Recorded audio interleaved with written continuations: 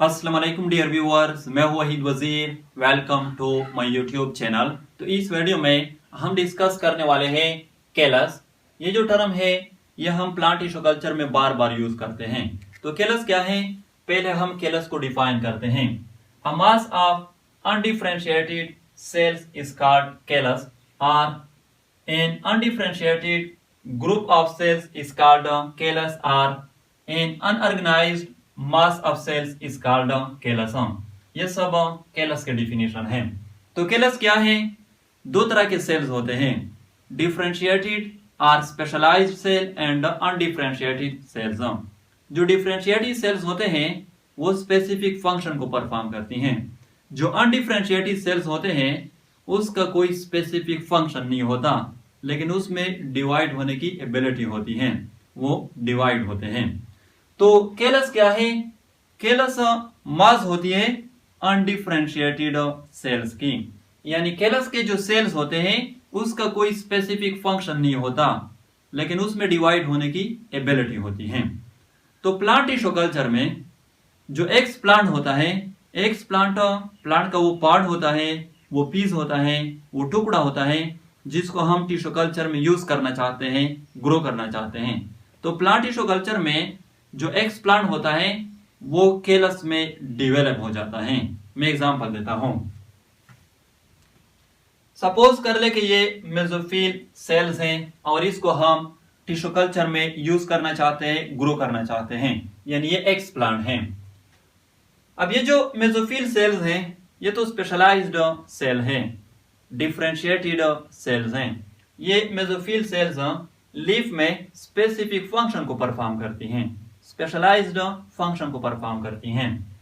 तो ये mesophyll cells जब हम न्यूट्रिएंट मीडियम में रख लेते हैं तो फिर ये डिवाइड हो जाते हैं और कैलस फॉर्मेशन हो जाती हैं। यानी ये जो मेसोफिल सेल्स हैं ये कैलस में डेवलप हो जाते हैं।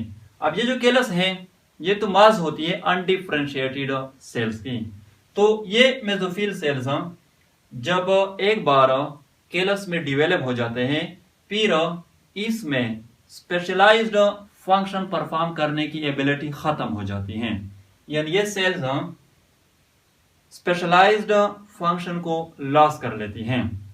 तो ये जो कैलस है इसको फिर हम सिर्फ शूट में भी डेवलप कर सकते हैं, सिर्फ रूट में भी डेवलप कर सकते हैं और दोनों में भी डेवलप कर सकते हैं। यानी यहाँ पर अगर हम ऑक्सीजन की कंसंट्रेशन ज्यादा कर ले साइटोकाइनिन के मुकाबले में फिर रूट फॉर्मेशन होगी। यानी ये जो कैलस है ये सिर्फ रूट में डेवलप हो जाएगी। और अगर यहाँ पर हम साइटोकाइनिन की कंसंट्रेशन ज्यादा कर ले ऑक्सीजन के मुकाबले में फिर शूट फॉर्मेशन होगी। ये जो कैलस है ये सिर्फ शूट में डेवलप हो जाएगी।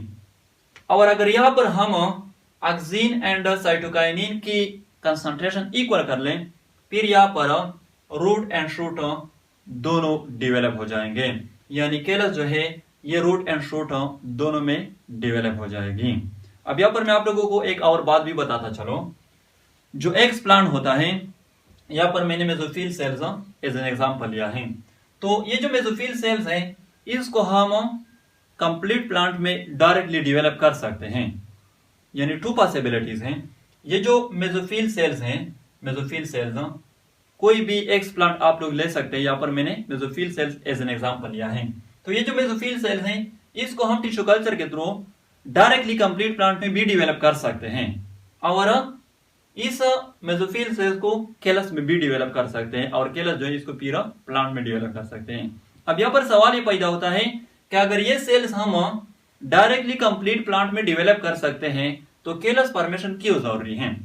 देखो, कैलस फॉर्मेशन हम तब करते हैं जब हमें जेनेटिक मॉडिफिकेशन करनी हो, सोमेटिक एम्ब्रियोजेनेसिस करनी हो या सेकेंडरी मेटाबोलाइट्स प्रोड्यूस करने हो, तब हम कैलस फॉर्मेशन करते हैं।